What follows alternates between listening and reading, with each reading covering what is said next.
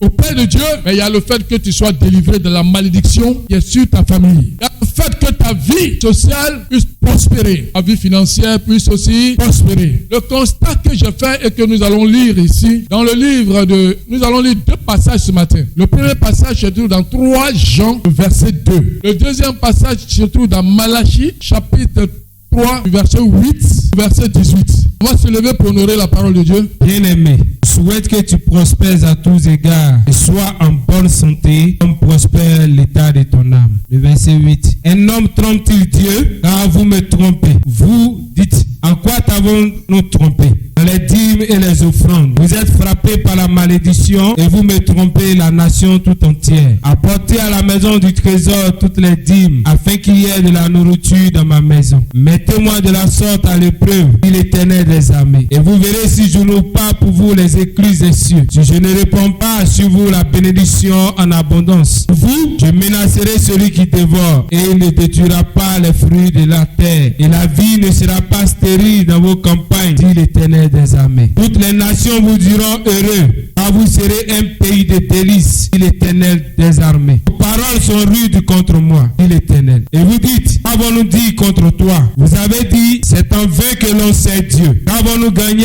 à observer ses préceptes et à marcher avec tristesse à cause de l'Éternel des armées? Maintenant, nous estimons heureux les hautains. Oui, les méchants prospèrent. Oui, ils tentent Dieu et ils échappent. Alors ceux qui craignent l'Éternel se parlaient l'un à l'autre. L'Éternel fut attentif et il écouta. Et un livre de souvenirs fut écrit devant lui pour ceux qui craignent l'Éternel et qui honorent son nom. Ils seront à moi, dit l'Éternel des armées. Ils m'appartiendront au jour où je prépare. J'aurai compassion d'eux, comme un homme a compassion de son fils qui le sait. Et vous verrez de nouveau la différence entre le juste et le méchant, entre celui qui sait Dieu et celui qui ne le sait pas. Amen. Le dernier verset est très fort. Il dit, vous verrez de nouveau la différence entre celui qui sert Dieu et celui qui ne le sert pas. Dieu établit une différence entre celui qui le sert et celui qui ne le sert pas. Quand tu ne sers pas le Seigneur, il a une considération pour toi d'une manière que tu ne peux pas contrôler. Alléluia. Mais quand tu le sers, tu vas voir ce que tu étais, il y a un grand changement, que tu es en train de prospérer. Gloire à Dieu. Gloire à Dieu. Ici, nous parlons d'un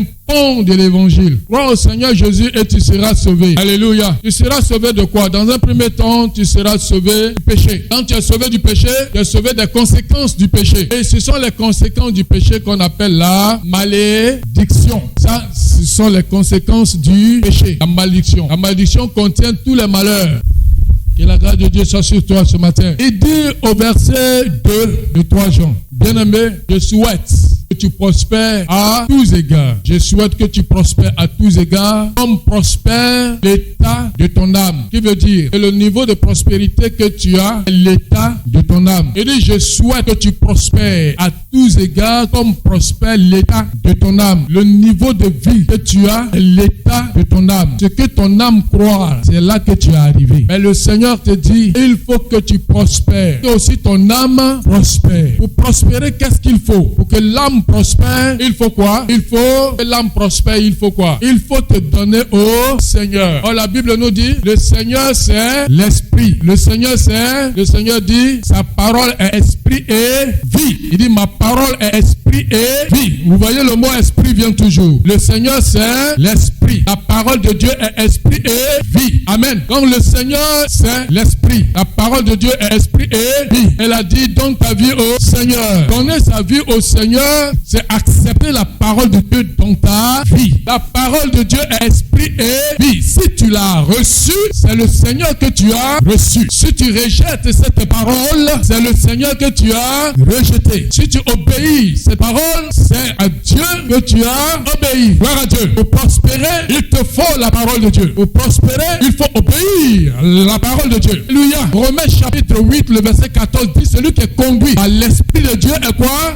de Dieu. Il dit celui qui est conduit par l'Esprit de Dieu est fils de Dieu. Alléluia. Et le Seigneur c'est l'Esprit. Et la parole de Dieu est esprit et vie. Si tu es conduit par l'Esprit de Dieu, c'est que tu es conduit par la parole de Dieu. Alléluia. Et si la parole de Dieu est en toi, tu deviens prospère. Quand tu viens dans la maison de Dieu, écoute la parole de Dieu. Reçois la parole de Dieu. Crois en la parole de Dieu. Et c'est lui qui l'a reçu. Alléluia. Celui qui croit en son nom, il est devenu enfant de Dieu. Alors, une question. Qui peut faire quelque chose à un enfant de Dieu? Personne. Amen. Gloire à Dieu. Personne ne peut faire quoi que ce soit à un enfant du Tout-Puissant. Amen. Et le Seigneur veut que tu prospères. La prospérité passe obligatoirement par la connaissance. La prospérité passe obligatoirement par la connaissance de la parole. Il lui manque quoi? La connaissance. La connaissance est nécessaire pour que tu prospères. La connaissance de la parole de Dieu est nécessaire. Ton âme prospère. Si tu n'as pas la parole de Dieu en toi,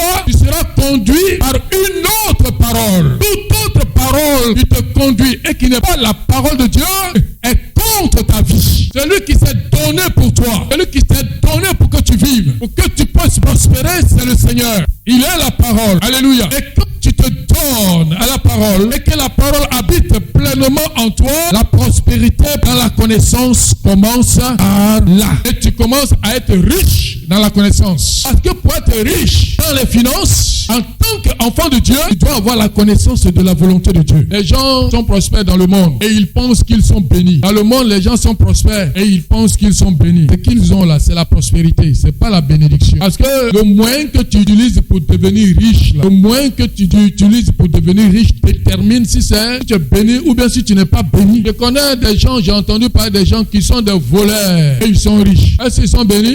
Répondez-moi bien. Voleur, il a plein d'argent. Il est béni et il a plein d'argent, il a de grosses voitures. Est-ce qu'il est béni? Pourquoi il n'est pas béni? Parce que la façon qu'il a fait pour devenir riche, là, ça va se retourner contre lui. Mais quand le Seigneur te bénit et que tu deviens prospère, il n'y a pas de chagrin derrière. Il n'y a pas de chagrin derrière. La richesse qui vient du Seigneur, c'est la vraie richesse. Pourquoi? Parce que non seulement ton cœur est réjoui et que tu as en toi les éléments de l'esprit de vie, mais en plus de ça, tu jouis de ta richesse. Et puis tes descendants vont jouir de ça et puis il n'y a pas de malheur qui va suivre. Gloire à Dieu. Parce que ça, c'est la bénédiction qui vient de l'Éternel et c'est pas suivi de chagrin. Donc la volonté de Dieu, c'est que toi et moi, nous soyons riches. Tu es d'accord pour être riche? Tu es d'accord pour être riche? Lève la main, je vais voir. Le riche, il manque de rien. Si tu es d'accord pour être riche, tu es dans la volonté de Dieu. Parce que le livre de 2 Corinthiens, chapitre 8, le verset 9, clair, il dit des riches qu'il était, il s'est fait pauvre pour que nous devenions riches. Donc Dieu veut qu'on soit riche. Moi, je ne connais pas quelqu'un qui a déjà prié pour dire Seigneur, rends-moi pauvre. Non, si tu es là, tu lèves la main. Je vais prier pour toi pour que tu deviennes encore ce que tu veux. Moi, je ne peux pas dire le mot. Non, le Seigneur veut qu'on soit riche en connaissance. Il veut qu'on soit riche dans l'intelligence de Dieu. Il veut qu'on soit riche dans la sagesse de Dieu. Qu'on soit riche dans l'amour. Il veut qu'on soit riche dans la patience. Il veut qu'on soit riche dans les choses qui lui sont agréables. Alléluia. Et qu'en plus de tout ça, on soit financièrement riche. Moi, je suis né d'une famille pauvre. Mon père ne m'a pas laissé d'héritage. Et beaucoup d'entre nous ici n'ont pas eu cette grâce d'avoir les parents qui leur ont légué des richesses avant de partir. Et mon grand frère, chaque fois il m'appelle et il me dit tu es un homme de valeur. Prie que moi aussi je puisse prendre ton chemin. Tu es dans une famille et que tu es un enfant de Dieu. Dieu fait de toi la tête et non la queue. C'est toi que les gens regardent. C'est sur toi que les gens comptent. Car au village, nous avons une association du village où les aînés, l'un d'entre eux m'appelle, il me dit je veux que tu sois notre président. Il dit toi tu dis quoi? Mais pour que des vieux comme ça dans la famille te voient pour dire que tu vas être notre président, s'ils n'ont pas vu quelque chose de valeureux en toi, je ne peux pas te dire ça. Si tu es un enfant de Dieu, ta famille là, quand ils te regardent là, ils voient en toi quelque chose que toi tu ne vois pas. Ils voient en toi quelque chose que toi-même tu ne vois pas.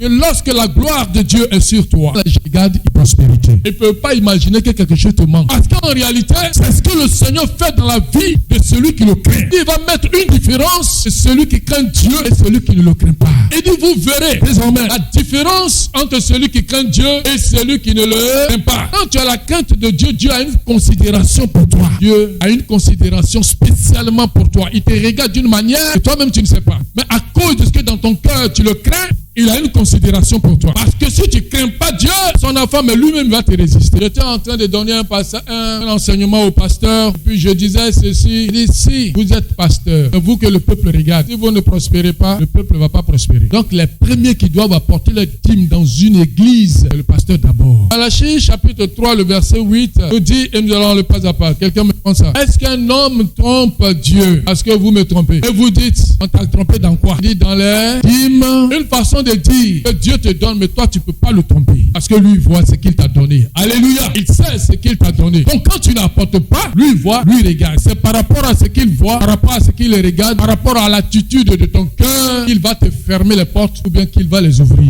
Oui, continue mon frère, pas t'arrêter. Après chanson. Il dit, vous êtes frappés par la malédiction. Et or, la parole de Dieu dit, nous sommes bénis de toutes les bénédictions spirituelles dans les lieux.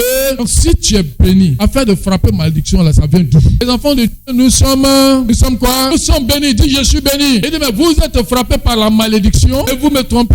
La nation tout entière apportez à la maison du trésor toutes les dîmes afin qu'il y ait de la nourriture dans ma maison. Qui mange dans la maison de Dieu? C'est celui qui sert le Seigneur. Ceux qui servent le Seigneur, c'est eux qui ont cette nourriture que Dieu veut que le peuple apporte pour qu'ils aient à manger, puis ils vont faire l'œuvre. Si le pasteur vient chez vous et puis les plier en deux, vous dites bonjour, même là c'est difficile. Parce que quelqu'un a dit un sac vide ne tient pas. Parce que, pasteur, pourquoi tu te tords comme ça? Je suis obligé d'obéir à Dieu. Alléluia. Je suis obligé d'obéir à Dieu. Parce que je ne le sais pas là, je ne serai pas heureux. En fait, ce que vous ne savez pas par rapport au serviteur de Dieu, c'est que c'est une vocation. Et une vocation, là, tu ne peux pas faire autrement. Il y a l'argent ou il n'y a pas l'argent où tu es dedans. Parce que c'est une vocation. Paul pouvait dire, il faut que tu bêches. Je serve le Seigneur pour que je sois à l'aise. Jérémie a dit, je sens comme un feu qui brûle à moi. Si je ne parle pas, le feu là va me consumer. Il faut dire, si tu ne sers pas Dieu là, tu ne peux pas aller. Alléluia. Mais le Seigneur dit, apportez à la maison du trésor et dîmes et les offrandes pour qu'il y ait la nourriture dans ma maison. On va comparer ça avec une écriture dans Luc chapitre 4, le verset 12. Prenez Luc chapitre 4, le verset 12. Luc chapitre 4, le verset 12 dit quoi? Jésus lui répondit, tu ne tenteras point le Seigneur ton Dieu. Il dit, tu ne tenteras point le Seigneur ton Dieu. Ça veut dire quoi? Tu ne dois jamais essayer ton Dieu. Et c'est ce que nous venons de lire dans Malachie. Il dit, mettez-moi de la sorte à l'épreuve. Ça veut dire quoi? Essayez-moi. S'il y a une chose qu'on ne peut pas faire à Dieu, on ne peut pas tenter Dieu. Mais là, le Seigneur dit, vous là, essayez-moi. Vous allez voir. Allez voir si je n'ouvre pas les écluses des cieux. Et si je ne réponds pas sur vous, la bénédiction en abondance. Qui veut la bénédiction en abondance? Je suis le premier à vouloir la bénédiction en abondance. Je veux que tout ce que je fais là, ça n'a qu'à marcher. Et toi, tu le veux aussi? Tu veux prospérer? Tu veux aller de l'avant? Que le Seigneur te bénisse. Le Seigneur aussi est bien disposé pour toi pour que tu ailles de l'avant. Gloire à Dieu. La parole est prêchée pour que la transformation se fasse. Si la parole n'est pas prêchée, il n'y aura pas de transformation. Gloire à Dieu. Alléluia. Il dira, vous allez voir si je n'ouvre pas pour vous, bénédiction sur vous en abondance. Sorciers, pécheurs, démons, tous ceux qui se lèvent contre tes affaires, pour te faire blocage. Moi, Dieu, je vais le menacer. Pour lui dire, arrête! Parce que mon enfant apporte les dîmes et les offrandes dans ma maison pour que moi, mon travail soit fait. C'est de Dieu que tu parles quand tu parles de son serviteur. Alléluia. Il dit, vos paroles sont rudes contre moi. Et vous dites, qu'avons-nous dit contre toi? Quoi avons-nous dit contre toi? Vous m'avez dit, c'est en vain qu'on lançait Dieu. Que c'est inutile qu'on aille à l'église. Que c'est inutile qu'on serve le Seigneur. Ça veut dire que c'est en vain qu'on sert le Seigneur. Oui. Avons-nous gagné à observer On a gagné quoi? À garder la parole de Dieu, à servir le Seigneur. Ça, c'est le peuple de Dieu qui parle comme ça. Hein? Oui. Et à marcher avec tristesse à cause. À cause de l'honneur des armées. Oh de Dieu. Maintenant, nous estimons heureux les auteurs. Comme ça, enfant de Dieu qui regarde les hommes du monde et puis qui disent, lui là, il va pas à l'église, mais il est heureux, il est bien. L'or et l'argent appartiennent. Il faut dire l'or et l'argent appartiennent à mon Père. Quand tu deviens riche un coup, tu vas aussi devenir pauvre un coup. Ça c'est clair. Tout ce que Dieu a créé, il veille à ce que ça grandisse progressivement. L'or et l'argent appartiennent au Seigneur. Pourquoi il ne nous donne ça? Il ne nous donne pas ça un coup. Simplement parce que le Seigneur n'est pas un Dieu de gaspillage. Enfant de Dieu, écoute-moi très bien. Tu es fini riche. Parce que le Seigneur a acquis la richesse pour toi. La Bible dit il s'est fait pauvre pour que tu deviennes riche. Et le Seigneur n'aime pas la pauvreté, il n'aime pas le gaspillage. Beaucoup trop d'enfants gaspillent. On a l'argent, mais on gaspille. Celui qui veut devenir riche, là, il apprend à épargner. Celui qui veut devenir riche doit avoir un objectif sur lequel il se fixe. Et quand tu t'es fixé sur ton ton objectif, 5 francs là, ça a de la valeur. Pas jeter ça. On prend l'argent, jette. Ça va manger le gros truc. Et puis après, on vient s'asseoir. On dit, hey, j'avais tel projet, je voulais faire ceci, je voulais faire cela, mais je n'ai pas pu faire. Quand Dieu te donne l'argent, voilà comment tu dois tenir cet argent. Premièrement, il y a ce qui est ton besoin. Il y a ce qui revient à Dieu. Et il y a ce que tu vas mettre un peu parce que tu as un projet que tu veux réaliser. Si tu n'apprends pas à t'organiser comme la fourmi, si tu n'apprends pas à t'organiser comme la fourmi, tu vas demeurer pauvre. Pourtant, tu as un potentiel riche. Il faut avoir un objectif dans ta vie. Un enfant de Dieu, il doit avoir des objectifs dans sa vie. Si tu n'as pas d'objectif dans ta vie, le diable va te distraire. Et l'esprit qui te distrait, c'est un esprit de pauvreté. Et il te fait croire que tu n'as rien. L'esprit de pauvreté arrive à te convaincre pour te dire que tu n'as rien. Ce que tu gagnes là, il y en a qui ne gagnent pas ça. C'est vrai ou c'est faux? Qui n'ont pas ça. Donc, le peu que tu gagnes là, il faut être un vrai disciple. Quand on dit disciple, on dit quelqu'un qui est discipliné. Il faut te discipliner pour ton avenir. Pas te disperser, il ne faut pas être disparate, il ne faut pas faire les choses comme quelqu'un qui n'a pas d'avenir. Ça fait un avenir meilleur pour toi. Il dit c'est un avenir meilleur, un avenir de paix, un avenir de gloire qu'il a pour chacun de nous. Quand il nous donne, on marche comme des gens qui n'ont pas d'objectif. Un enfant de Dieu, c'est celui qui sait où il était, il sait où il est arrivé, puis il sait où il va. Quand tu marches sans objectif, tu n'es pas en train d'honorer Dieu par ta manière de marcher. Tu n'es pas en train d'honorer Dieu à ta manière de marcher. Un enfant de Dieu qui veut prospérer dans sa vie, dans un premier temps, il doit avoir la crainte de Dieu. Celui qui n'a pas la crainte de Dieu n'écoute pas la parole de Dieu. Vous voyez ce qu'il a dit dans le texte? Il dit, alors ceux qui craignaient Dieu, je le passage, alors ceux qui craignent Dieu se sont parlés l'un à l'autre. Alors ceux qui craignent Dieu, et l'Éternel fut attentif. Quand Dieu prend le temps d'écouter quelqu'un, qu'il a de la considération pour la personne. Voilà Dieu. Quand Dieu prend le temps de t'écouter, il a de la considération pour toi. Il dit, verset 16, l'Éternel alors ceux qui craignent l'Éternel se parlaient l'un à l'autre. L'Éternel fut attentif et il écouta. Et un livre de souvenirs fut écrit devant lui pour ceux qui craignent l'Éternel et qui honorent son nom. As-tu la crainte de Dieu? Ça, c'est la grande question. Est-ce que tu crains Dieu? Et si on est en train de parler d'argent, il dit ceux qui craignaient l'Éternel, ça veut dire des gens qui sont financièrement fidèles devant le Seigneur. Ceux qui craignent l'Éternel, ils cherchent à obéir sa parole. Ils cherchent à avoir une vie rangée, une vie discipliné, marche n'importe comment, laisse-toi conduire par l'Esprit de Dieu. Ça va changer ta vie. Ta vie va changer. Tu vas rayonner de gloire. Tu vas rayonner de tranquillité. Que le Seigneur te bénisse ce matin.